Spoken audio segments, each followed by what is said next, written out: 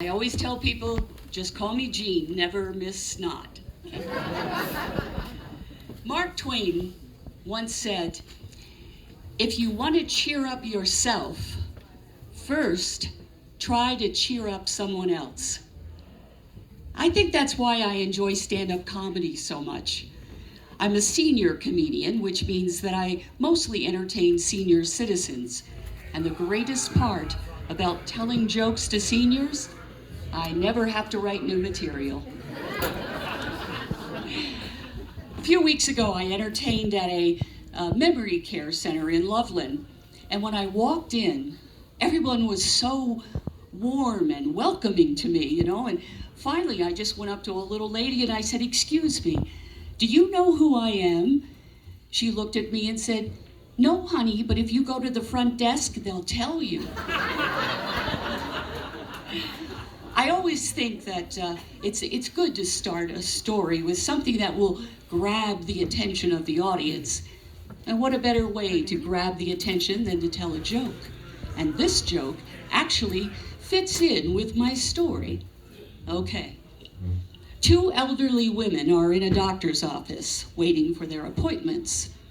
The one lady takes a book off the shelf. It's a marriage and sex manual.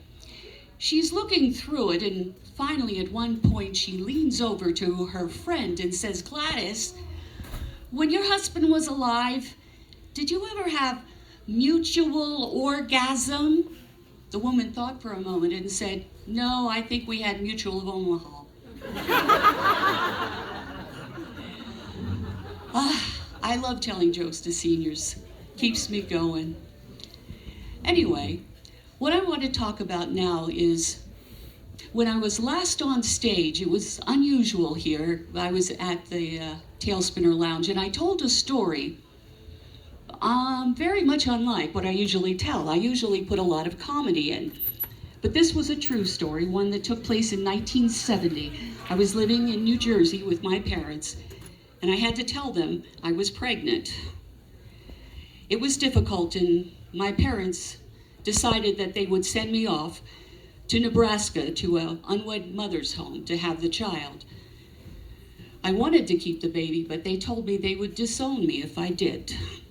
That's the way it was back then. So I went ahead and I relinquished my child. But the story actually had a happy ending. I mean, 24 years later, my daughter found me and we reunited. It got me thinking about all the unexpected blessings that happen in your life. I'm sure all of you have had a situation where you thought, no way is it going to get better, or it's the worst thing that ever happened. And then something happens, and it's resolved. That unexpected blessing comes to your rescue, and the things that you thought would never go right suddenly are. This story I'm going to tell you now is a story that happened right after I left the unwed mother's home. I decided I wasn't going to move back to New Jersey, and I stayed in Nebraska. I had very little money, but I got a job at, okay, are you ready for this? Mutual of Omaha. See how yeah. I saved enough money to get a bus pass so I could get to and from. I rented a room in a boarding house, very, very cheap. And that room was, it was basically a combination kitchen, living room, dining room, bedroom. You may be wondering, didn't she have a toilet? Well, I did. There was one down the hall, and I shared it with 6 other people. True story. Anyway, my first day on the job, seemed like everything was going well. And then on Thursday, one of the girls told me that the first Friday of every month is a staff meeting. That would be the next day. The company would pay for or provide the coffee, and the girls would take turns buying the donuts or pastries. And guess what? It was my turn.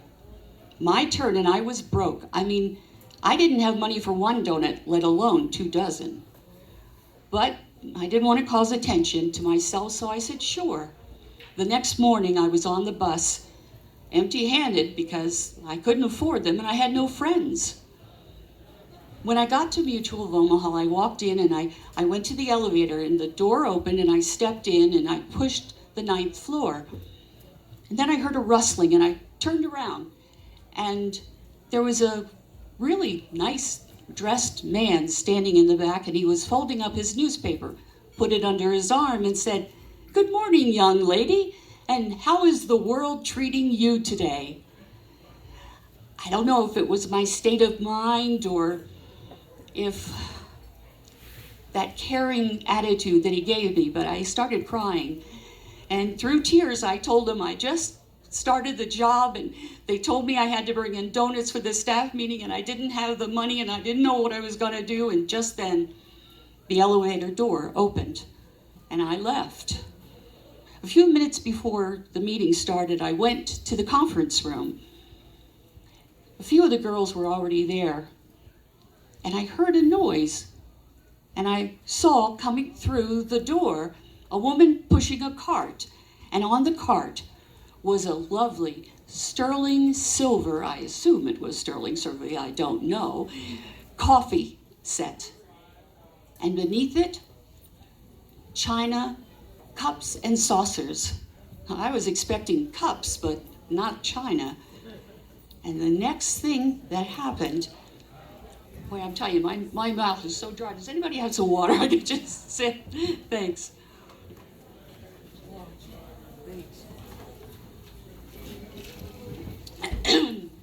Sorry about that. The next thing that happened, another woman came by, pushing another cart. This one had a 3-tier silver serving tray with an array of ambrosial pastries on each level. Oh my, what's happening? I hear my supervisor's voice outside. She's talking to a gentleman, she sits down, all of us take our seats, I look up, and the guy she's with is the same guy who was in the elevator with me that morning. Oh boy, I'm in trouble. She gets up and she says, "Ladies, I'd like to introduce you to Mr. V.J. Scott, CEO of Mutual of Omaha." He gets up, looks directly at me and smiles and then says, "Ladies, I want to thank you all for all the wonderful work you've done and to show my appreciation from this day forward, each Monday that you have your staff meeting will provide the pastries also." Unexpected blessing, right? Fast forward to 1997. I had been living in Denver since 1972. I had worked as a paralegal for over 20 years, and I was ready to move on to something less stressful. I got a phone call from a friend who told me there was a job offering at the University of Denver, and it looked like something that would match me perfectly. I checked, and it was executive assistant to the head of the public policy department. The head of the public policy department was none other than former Governor Richard D. Lamb. Now, I don't know if too many, unless you've been around for a while, you'd know about him. Governor Gloom is what they called him. Anyway, I faxed my resume, and 2 days later I got a call telling me that I had an interview.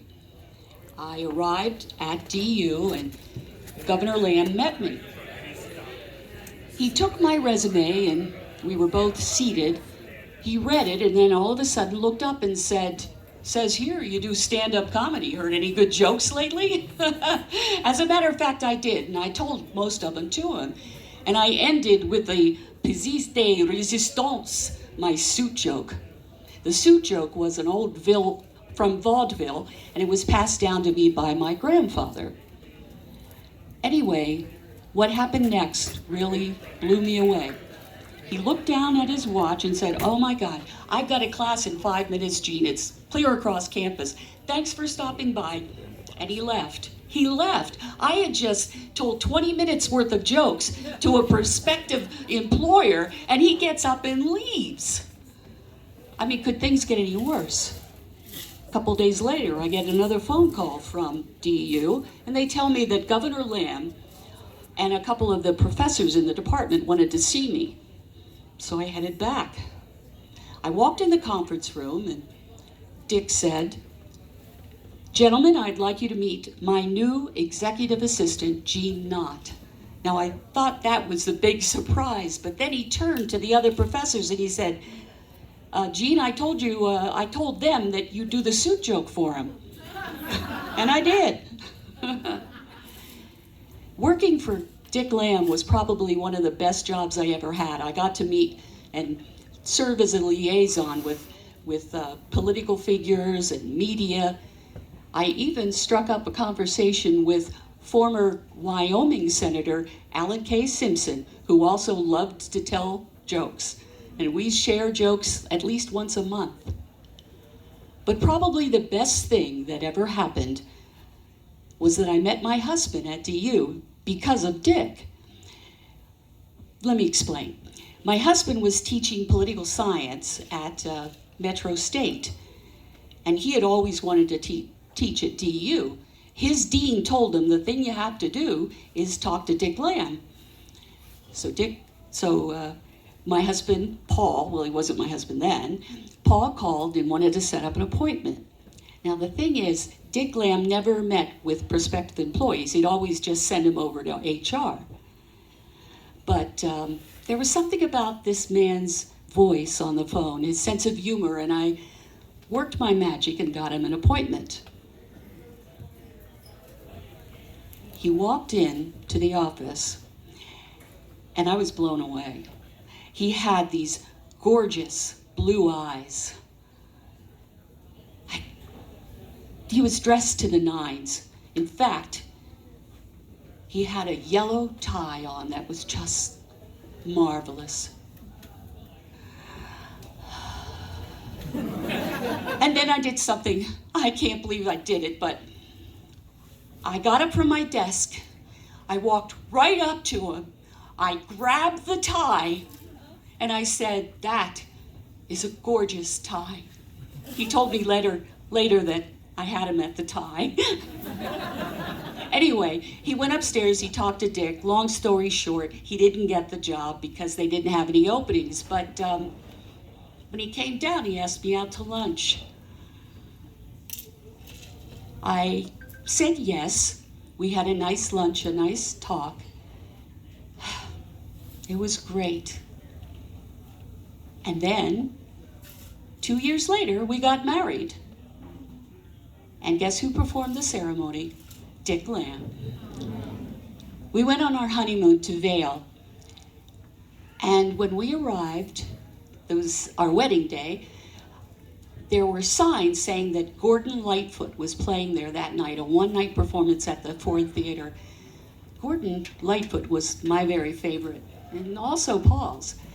We walked, still in our wedding attire, to the box office and talked to the woman there. She was very nice, but she explained that the tickets were so popular that they were sold out the first night they went on sale. She also told us there was a long waiting list to get in. We told her that we had just gotten married, and I told her how we met, and then the phone rang. She excused herself. Just a couple of seconds later, she gets off the phone and she says, "Well, that was serendipitous. I just got off the phone with a couple who needed to give up their tickets for tonight. Now, I know I told you that there was a long waiting list, but I don't know. I just want to give them to you." And we took them. I don't know either. There are moments, things that happen, and you wonder, were they meant to be? How did it happen? But it doesn't matter. They do happen, and happiness comes out in them, and you feel special. I started this story with a joke, and I think the best thing I can do is end with one. And I think you may know which one I picked. You ready for the suit joke? A guy pays $500 for a new suit.